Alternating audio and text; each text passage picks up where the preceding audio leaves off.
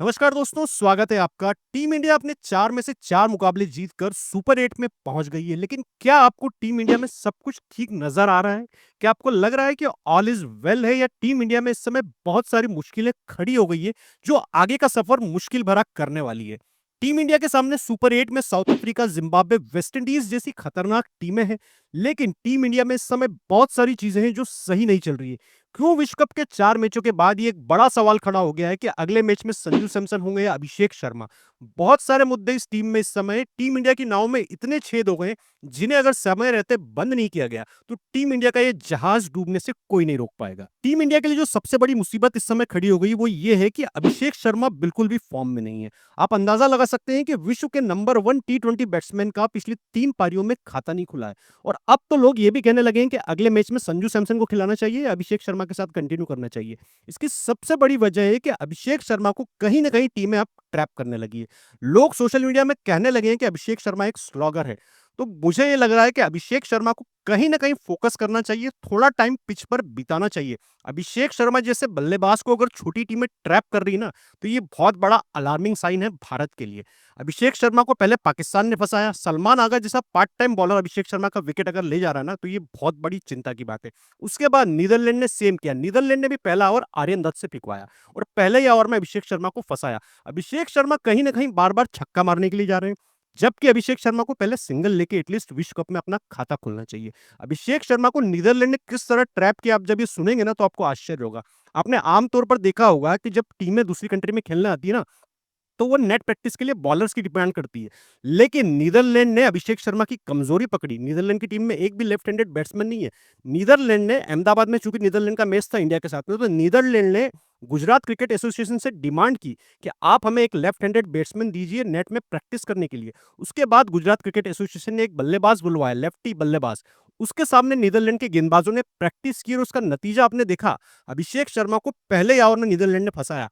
केवल अभिषेक शर्मा नहीं, ईशान किशन, तिलक वर्मा तक को रन नहीं बनाने दिए उन्होंने। अभिषेक शर्मा के बल्ले से रन नहीं आ रहे, ये तो कंसर्न है ही, लेकिन जो सबसे बड़ा कंसर्न है वो ये है कि इस समय अभिषेक शर्मा का कॉन्फिडेंस हिला हुआ है।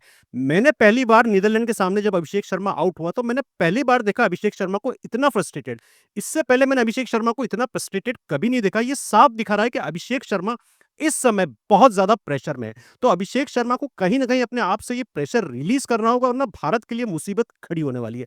मैं तो ये सोचकर हैरान हूं कि आप सोचिए, अगर ईशान किशन इस टीम में नहीं होता तो इस टीम की क्या दुर्गति होती, क्योंकि संजू सैमसन तो ऑलरेडी पहले से इस विश्व कप से पहले फॉर्म में नहीं है और अभिषेक शर्मा का भी ये बुरा फॉर्म इस समय चल रहा है। तो सोचिए, अगर ईशान किशन अगर इस टीम का हिस्सा नहीं होता, जबकि ईशान किशन कहीं से कहीं तक भारत के प्लान में था भी नहीं, वो तो substitute as a backup wicket keeper team में शामिल हुआ था। वो तो टीम इंडिया की किस्मत अच्छी है कि ईशान किशन टीम में है और ईशान किशन के बल्ले से रन आ रहे हैं, वरना टीम इंडिया के हाल बहुत बुरे होने वाले थे। साउथ अफ्रीका के सामने सुपर 8 मुकाबले से पहले जो दूसरी सबसे बड़ी कमजोरी भारत की है और जिसे इस समय दूसरी टीमों ने पकड़ लिया और उस पर काम करना चालू कर दिया है, वो है भारत की इनेबिलिटी स्पिन को खेलने की। जी हाँ, आपको आश्चर्य होगा सुन के, लेकिन टीम इंडिया इस समय स्पिन को अच्छे से नहीं खेल पा रही है। भारत स्पिन के सामने कमजोर साबित हो रही है और इसको विपक्षी टीमों ने पकड़ लिया है कहीं ना कहीं। आपने देखा होगा पिछले मुकाबलों में जिस तरीके से विपक्षी टीमों के स्पिनर्स ने भारत को फंसाया है ना, ये बहुत बड़ी शॉकिंग चीज है। पहले ही मैच से भारत स्पिन के सामने फंसा हुआ है। यूएसए के सामने हरमीत सिंह और मोहसिन दोनों ने विकेट निकाले। उसके बाद नामीबिया के सामने तो हमारी हालत और ज्यादा खराब हो गई थी। गेरार्ड एरास्मस ने 4 ओवर में 16 रन देके भारत के 4 विकेट निकाले हैं। पाकिस्तान के पार्ट टाइमर स्पिनर, आप सोचो, सेम अयूब ने 3 विकेट निकाले हैं, जिसमें अभिषेक शर्मा और हार्दिक पांड्या जैसे बड़े खिलाड़ी का विकेट शामिल है। इसके बाद आप देखो आखिरी वाले मैच में नीदरलैंड ने किस तरीके से भारतीयों को ट्रैप किया। आर्यन दत्त ने 2 विकेट निकाले। आर्यन दत्त ने भी अभिषेक शर्मा को फ्री किया। तो स्पिन बहुत बड़ी समस्या इस समय भारत की बन गया है। एक समय कहा जाता था कि भारत की जो बैट्समैन होते हैं ना, स्पिन खेलने के स्पेशलिस्ट होते हैं, लेकिन इस विश्व कप में भारत की ये कमजोरी खुलकर सामने आ गई।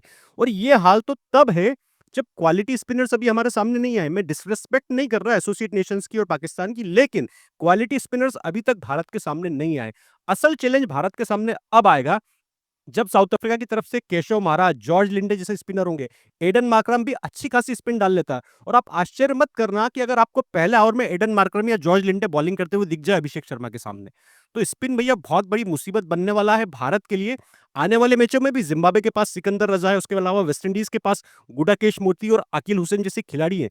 तो स्पिन पे भारत को काम करना होगा, वरना अब ये बहुत बड़ी चुनौती बनने वाला है भारत के लिए। भारत के लिए जो तीसरी और सबसे बड़ी चुनौती है वो है तिलक वर्मा का खराब फॉर्म। भैया तिलक वर्मा इस समय बिल्कुल भी टच में नजर नहीं आ रहा है। मुझे नहीं समझ में आ रहा है तिलक वर्मा को क्या हुआ है, क्योंकि तिलक वर्मा को हर मैच में अपॉर्चुनिटी मिल रही है। अभिषेक शर्मा जल्दी आउट हो रहा है, no doubt Tilak Varma pressure condition में बैटिंग करने उतर रहा है, लेकिन तिलक वर्मा के रेपुटेशन के हिसाब से तिलक वर्मा के रन्स मैच नहीं हो रहे।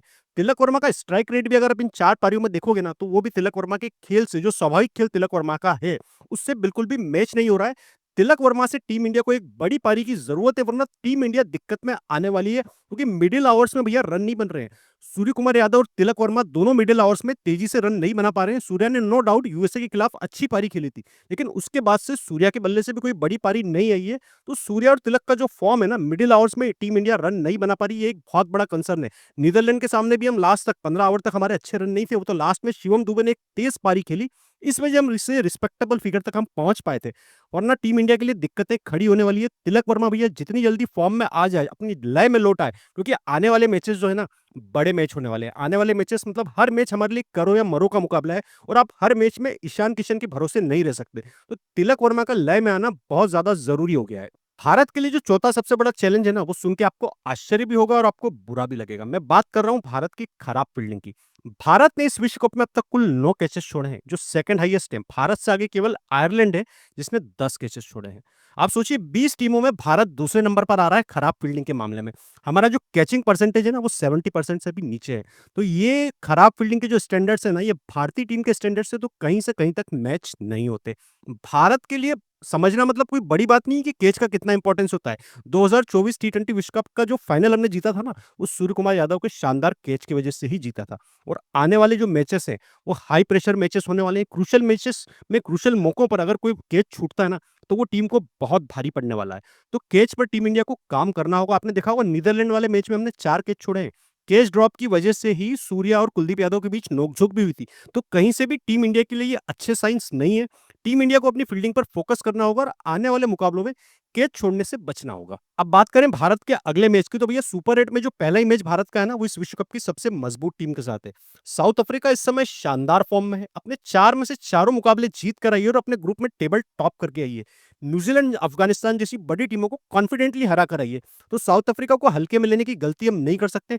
बैटिंग इनकी स्ट्रांग है। कप्तान एडन मकरम इस समय शानदार फॉर्म में है। 4 मैचों में बंदे ने 178 रन बनाए 60 के एवरेज से। इसके अलावा इनके पास ओपनिंग में क्विंटन डिकॉक है, रायन रिकल्टन जैसा विस्फोटक बल्लेबाज है, जिनका अगर दिन होगा ना, तो ये अपने दम पर मैच बदलने की काबिलियत रखते हैं। मिडिल ऑर्डर भी इनका स्ट्रांग है। डेवाल्ड ब्रेविस है, डेविड मिलर है, ट्रिस्टन स्टब जैसे खिलाड़ी हैं। तो इस टीम को हल्के में लेने की गलती बिल्कुल भी नहीं की जा सकती। नीचे तक पावर हिटिंग इनके पास, मार्को जेनसन पावर हिटिंग कर लेता है, इवन कार्बिन बॉश तक पावर हिटिंग कर लेता है। अगर गेंदबाजी की बात करें, तो गेंदबाजी में भी किसी मायने में साउथ अफ्रीका की टीम कमजोर नहीं है। स्पिन इनके पास क्वालिटी स्पिनर है, केशव महाराज है, जॉर्ज लिंडे है। तो ये जो स्पिनर है ना, ये भारत के सामने मुश्किलें खड़ी करने वाली है। पेस गेंदबाजी की भी अगर बात करें ना, तो कागिसो रबाडा, लंगी नगीडी, उसके अलावा मार्को यानसन अच्छे फॉर्म में है। मार्को यानसन 7 विकेट इस विश्व कप में अब तक ले चुका है। उसके अलावा लुंगी नगीडी भी 9 विकेट ले चुका है। वरुण चक्रवर्ती के साथ में सेकंड हाईएस्ट विकेट टेकर है इस वर्ल्ड कप का। तो इस टीम को आप कमजोर बिल्कुल भी मत आगे, क्योंकि जो सुपर 8 के जो मुकाबले होने वाले हैं ना, हर मुकाबला हर टीम के लिए करो या मोरो का मुकाबला है। और भारत का तो वैसे भी ग्रुप भैया ग्रुप ऑफ डेथ है, क्योंकि सारी टीमें यहाँ पे टेबल टॉपर आई है। तो भारत के लिए जो अपनी कमजोरियां हैं, उस पर काम करना इस समय जरूरी हो गया है। और अगर भारत अपनी इन कमजोरी पर काम कर लेता है, तो भारत को दिक्कत नहीं आने वाली। अदरवाइज ये जो दिक्कतें हैं, इनमें अगर आपने काम नहीं किया, तो बहुत बड़ी मुसीबत खड़ी होने वाली है। अब सवाल ये है कि कुछ लोग कह रहे हैं कि भैया अभिषेक शर्मा का अच्छा फॉर्म नहीं है, तो क्या अभिषेक शर्मा की जगह संजू सैमसन को मौका देना चाहिए? तो आप अपनी राय कमेंट बॉक्स में जरूर बताइए। लेकिन पर्सनली अगर मुझसे कोई पूछे, तो मेरा ये मानना है कि भैया अभिषेक शर्मा के साथ कंटिन्यू करना चाहिए, क्योंकि संजू सैमसन को अगर आप बुला भी लेते हो और सपोज करो कि संजू सैमसन ने अगर परफॉर्म नहीं किया, तब आप क्या करोगे? तो मेरा तो यही मानना है कि टीम इंडिया को अभिषेक शर्मा में कॉन्फिडेंस दिखाना चाहिए, और मुझे कॉन्फिडेंस है कि अभिषेक शर्मा के बल्ले से एक बड़ी पारी आने वाली है। तो अभिषेक शर्मा के साथ टीम इंडिया को जाना चाहिए। तो दोस्तों, ये था मेरा रिव्यू टीम इंडिया की कमजोरियों को लेकर और भारत का जो अगला साउथ अफ्रीका के साथ मैच होने वाला है उसको लेकर। दोस्तों, ये वीडियो अगर आपको पसंद आया है, तो चैनल को सब्सक्राइब जरूर कीजिए, वीडियो को लाइक कीजिए, शेयर कीजिए और अपना सपोर्ट जारी रखिए। जय हिंद दोस्तों, वंदे मातरम।